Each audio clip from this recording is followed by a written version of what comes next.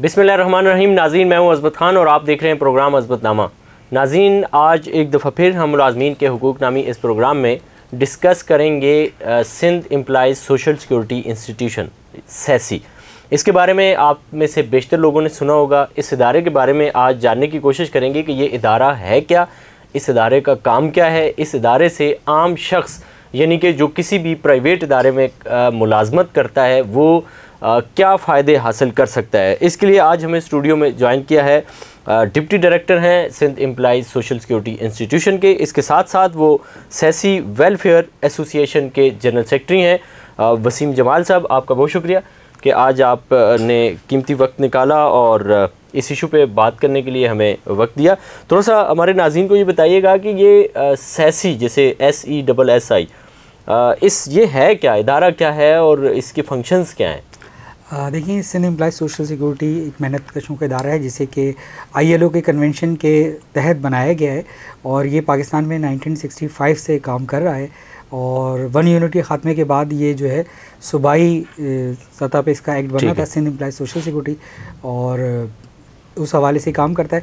ये उन मेहनत कशों को कवर करता है और उनको तहफ़्फ़ुज़ करता है जो इंतहाई कम तनख्वाह पे काम करते हैं। ठीक है। अच्छा, इसमें वर्कर्स की वो डेफिनेशन नहीं है कि ये वर्कर जो है वो सुपरवाइज़र है, मैनेजर है, बल्कि इसका ताल्लुक इससे है कि ये कम अज़ कम तनख्वाह से काम करने वाले से लेके प्लस 5,000 जो तनख्वाह ले रहा है, यानी कि इस वक्त जो 32,000 से 37,000 के दरमियान तनख्वाह ले रहे हैं वो सोशल सिक्योरिटी में रजिस्टर्ड होते हैं। ये एम्प्लॉयर की अपनी ज़िम्मेदारी है कि उसने उन मेहनत कशों को जिसने उसने एम्प्लॉय रखना है उनका रजिस्ट्रेशन कराना है ताकि उसके अहले खाना को दीगर बेनिफिट्स मिल सकें। अच्छा, तो इसमें जो जिसके पास मतलब जो मालिक होता है, ओनर होता है, बिजनेसमैन होता है, वो कितने पैसे जमा करवाता है और उसकी तरफ से कितना होता है, और जो मुलाजिम होता है उसकी तरफ से कितने पैसे कंट्रीब्यूशन कितना जमा होता है? अच्छा, सिंध एम्प्लॉइज़ सोशल सिक्योरिटी 1 मार्च 1967 से काम कर रहा है ये इदारा, और जब से इसका रूल यही है, कानून यही है कि जो भी कंट्रीब्यूशन इसका है जो कि उसकी तनख्वाह का 6% बनता है वो एम्प्लॉयर नहीं देना है। UBI के अंदर कानून अलबत्ता मुख्तलिफ है, वहाँ कुछ कंट्रीब्यूशन मालिक ने देना होता है और कुछ वर्कर ने देना, लेकिन सोशल सिक्योरिटी जो लॉ है उसमें तमाम कंट्रीब्यूशन देने की जिम्मेदारी उसके एम्प्लॉयर की है, मालिक की होती है। ज़बरदस्त हो गया। अच्छा, इसके साथ ये बताएं कि अब इस वक्त इस इदारे में पूरे सिंध से कितने वर्कर्स जो हैं वो रजिस्टर्ड हैं? अच्छा, ये इदारा जो है चूँकि सूबाई सतह पे काम कर रहे हैं तो सिंध में इस वक्त तकरीबन को 6.5 लाख मेहनत कश जो है सोशल सिक्योरिटी में रजिस्टर्ड हैं। अगर ये तादाद काफ़ी कम है क्योंकि अभी कुछ माह पहले ही सिंध हाई कोर्ट ने एक ऑर्डर में कमिश्नर सोशल सिक्योरिटी को कहा है कि कम से कम 30 लाख मेहनत कशों को रजिस्टर्ड होना चाहिए क्योंकि 5-5.5 करोड़ की आबादी का सूबा है।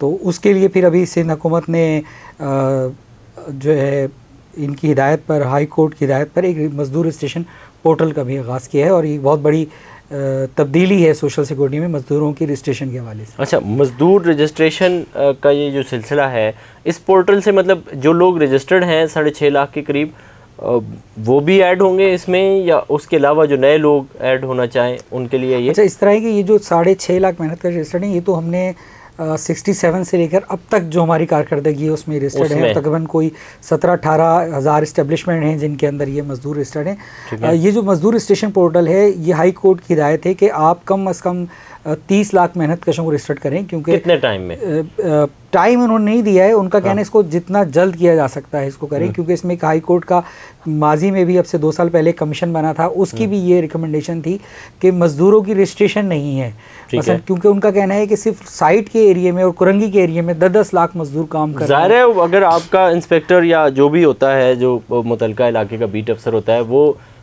जाके सिर्फ देख ही ले, ऐसे एक तायराना नज़र से डाले, तब भी उसको हज़ारों मोटरसाइकिलें तो फैक्ट्री के बाहर नज़र आती हैं। तो यही बात हम UBI से करते हैं कि भाई हमें नज़र आ रहा है तो क्या आपको ये नज़र नहीं आ रहा? इन्होंने ये कुछ सुलमानी टोपी रखी हुई है किसी मोटरसाइकिल पे कि वो आपको नज़र नहीं आ रही है, बाकी लोगों को नज़र आ रही है। देखिए, इसमें इस तरह है कि आपकी बात दुरुस्त है और ये मामलात कहीं ना कहीं फिर करप्शन का बाइस बनते हैं और फिर इसमें मुख्तलिफ तहकीकाती इदारे आते हैं। इस वक्त भी सोशल सिक्योरिटी में कुछ ऐसी इंक्वायरीज़ एंटी करप्शन और नैब कर रहा है जिसमें यही इशू है कि इल्ज़ाम ये है कि वहाँ उस फैक्ट्री के अंदर हज़ारों आदमी काम करते थे और उसका कंट्रीब्यूशन सैकड़ों में आ रहा था और उसमें करोड़ों रुपए के जो है मामला जो थे। तो ये एक वजह है। लेकिन ये जो मैं आपको बता रहा था ये जो हमारा इसमें तो जो फील्ड अफसरान हैं आपके, जो जिनका काम ये होता है, जो अपने इलाका वाइज मुतय्यन होते हैं, मतलब साइट इंडस्ट्रियल एरिया की साइट पे ले लें या कुरंगी साइट पे ले लें, ये अफसरान हमने देखा है EOBI में हो या सोशल सिक्योरिटी में हो, इनके असासे दिन ब दिन, एक तो होता है ना असासे सालाना की बुनियाद पे बढ़े, दिन ब दिन इनके असासे जो हैं वो बहुत तेज़ी के साथ ऊपर की तरफ जा रहे हैं। जितनी तेज़ी से पाकिस्तान IMF से कर्ज़ा लेता है ना, इससे भी तेज़ी से इनके असासे ऊपर की तरफ जा रहे होते हैं। तो इस पे कोई इदारे बिल्कुल बोलते नहीं हैं या इनके आला अफसरान इनको नहीं पूछते, क्या चक्कर है? अच्छा, मैं आपका सवाल बड़ा वैलिड है, मैं इसका जवाब देता हूँ, लेकिन उससे पहले मैं अपनी पिछली बात कंप्लीट कर लूँ कि ये जो मजदूर रजिस्ट्रेशन पोर्टल हम सिंध एम्प्लॉय सोशल सिक्योरिटी बनाया है, ये एक बहुत अच्छी अपॉर्चुनिटी आई है मज़दूरों के पास कि ये एक मोबाइल ऐप है, इसको वो अपने मोबाइल में इंस्टॉल करने के बाद अपना डेटा भेज सकते हैं कि मैं इस कंपनी में काम करता हूँ।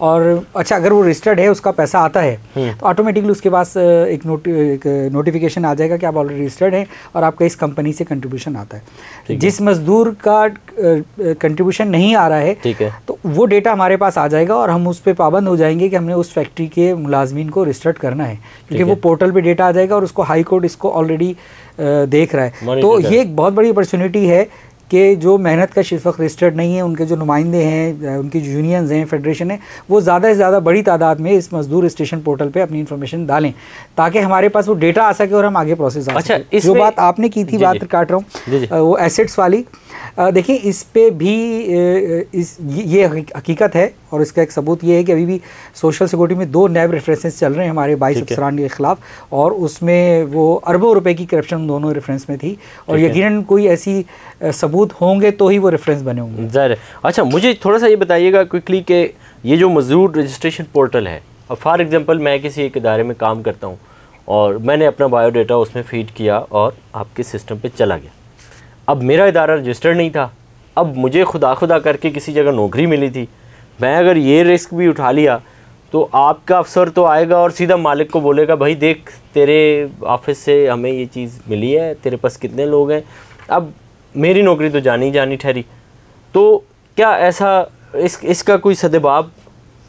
देखिए, ये कि इसका नाम सीगा राज में रखेंगे, सिर्फ फैक्ट्री एम्प्लॉय तक पहुंचेंगे, कारखाने के मालिक तक, दुकान का, होटल का, जिसका भी XYZ, तो इस बंदे को प्रोटेक्शन कैसे होगी? क्योंकि मेरे पास ऐसी दर्जनों एग्जांपल्स हैं कि अगर किसी ने कोई इस तरह की चीज़ की, मीडिया को बता दिया कि हमारे इदारे में इतने लोग हैं और हम इतने मज़दूर यहाँ पे काम करते हैं, तो उस बंदे की तो नौकरी पे मसला बनता है। ये कैसे होगा? देखिए, इसमें इस तरह है कि ये भी इनिशियल स्टेज पर है और इन्फॉर्मेशन अभी आना शुरू हुई है। ये नवंबर के लास्ट वीक में ये ऐप हमने बनाई, अभी मेरे पास डेटा है। ठीक है। अभी तक जो इदारे की पॉलिसी है वो यही है कि अगर कोई ऐसे यूनिट की हमारे पास इंफॉर्मेशन आती है जो रजिस्टर्ड नहीं है तो हम उस पहले यूनिट को रजिस्टर्ड करने जाएंगे, ना कि उस वर्कर को। अच्छा, वर्कर का इशू वहाँ आएगा जहाँ वो यूनिट रजिस्टर्ड है और उसका कंट्रीब्यूशन नहीं आ रहा, तो उस सूरत में हमें उस बंदे का नहीं आ रहा, बाकियों का बाकी का आ रहा है। उस सूरत में तो हम उस वर्कर को निशानदेही करना पड़ेगी कि आपके तमाम वर्कर्स की कंट्रीब्यूशन नहीं है और कुछ वर्कर्स जो रह गए, तो वहाँ ऐसी सिचुएशन आएगी कि जहाँ उस वर्कर्स को हमें मजबूरन जो है वो क्लोज करना पड़ेगा कि इसका कार्ड नहीं। लेकिन उसके साथ साथ आप इस चीज़ को भी इंश्योर करने की कोशिश करेंगे, आप उस मालिक को बोलेंगे ये बंदा जो है इसको अब आपने नौकरी से नहीं निकालना। नहीं, देखें उसको ये ना हो कि आपको उसने रजिस्टर तो कर लिया, 2 महीने के बाद उसको कहा भाई आप ठीक है चलें। ये जो आपने 2 महीने बाद वाली कही ना, इसमें मैं कह सकता हूँ कि ये ऐसा मुमकिन है। फौरी तौर पे तो निकालना मुमकिन नहीं है, फौरी तौर पे तो नहीं निकालेगा, वो एक स्कैंडलाइज हो जाएगी चीज़। लेकिन अगर वो किसी और सिचुएशन बना, लेकिन ये बात आपके तवज्जुह से और मैं अपने नाज़रीन के ज़रिए से भी ये उन मालकान तक भी ये बात पहुँचा दूँगा, अगर किसी ने ऐसी गलती की तो हम फिर उस पर बहुत सारे कैमरे लगा के बैठ जाएंगे और फिर जिस अफसर ने ये किया उसको भी जो है वो जवाबदेह होना पड़ेगा और ये मामला फिर बहुत आगे चला जाएगा। उसकी वजह कि कोई ऐसी गलती ना करे कि किसी बेचारे मजदूर को निकाले, वो भी इस वजह से कि उसने अपना राइट मांग लिया, तो ये फिर जो है ना ये मामला आगे चला जाएगा। आगे इस तरह से चला जाएगा कि फिर हम भी डेली जाके खड़े हो जाएंगे, देखेंगे सुबह कितने लोग आ रहे हैं, शाम को कितने लोग आ रहे हैं, तो उनकी तस्वीरें बनाएंगे, वीडियो बनाएंगे और फिर हम वकील बन जाएंगे उस बंदे के कि जिसको निकाला गया था। तो ऐसा किसी के साथ हो तो वो ज़रूर हमसे रब्ता करें। मैं आपके इस प्रोग्राम के तवज्जुह से फिर यही अपील करूँगा जो इसको व्यूवर्स देख रहे हैं कि इसको ज़्यादा से ज़्यादा मेहनत कशों में इसको फैलाएं कि ये एक अच्छी अपॉर्चुनिटी आई है जिसमें आप अपने आप को सोशल सिक्योरिटी में रजिस्टर कर सकते हैं और सोशल सिक्योरिटी में रजिस्ट्रेशन करने से आपके और आपके अहले खाना को तभी फ़वाइद हासिल होते हैं। आपको जो है कैश बेनिफिट्स बहुत सारे मिलते हैं और आपको एक कवरेज मिल जाती है कि अगर बीमार हैं तो सोशल सिक्योरिटी जिम्मेदार है, अगर इंसिडेंट हो जाता है तो है, और खुदा न खास्ता कोई सानिया हो जाता है तो उस सूरत में फिर आप और आपके जो पसमंदगान हैं, उनके जो सर्वाइवर्स हैं, उनको जो है पेंशन और बाकी जो है चीज़ें मिल जाती हैं। नाज़रीन, ये आपके उनके मज़दूरों के अपने हक में ऐसे ही है, बेहतर है। और इसके नाज़रीन को हम ये भी बताते चलें कि इनके शहर में हॉस्पिटल्स भी हैं और इसके अलावा जो है डिस्पेंसरियाँ हैं। और बिल्कुल आप उसमें इलाज, उसके अलावा भी अगर कोई आपके हॉस्पिटल में एक चीज़ का इलाज नहीं है तो इसके लिए प्राइवेट अस्पतालों में भी रेफ़र करते हैं। देखिए, इसमें इस तरह है कि जो एक तो हमारे पास अपना बहुत अच्छा मेडिकल का सेटअप है। इसमें हमारे पास इस वक्त 4 बड़े हॉस्पिटल्स हैं और उसमें तकरीबन तमाम सहूलियात हैं, ऑपरेशन, सर्जरी।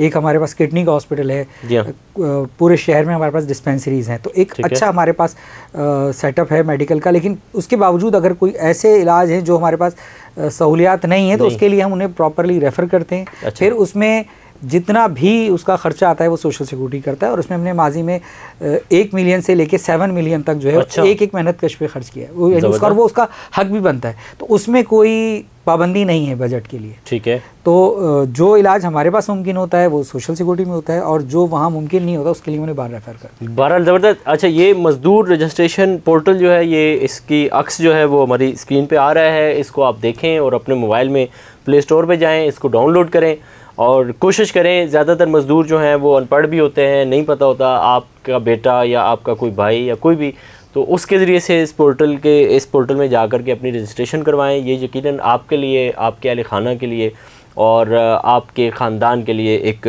बहुत ही ज़बरदस्त इनिशिएटिव है। जिन लोगों ने भी ये लिया है, जिस में हिस्सा लिया है, यकीनन ये उनके लिए भी सदका जारिया है।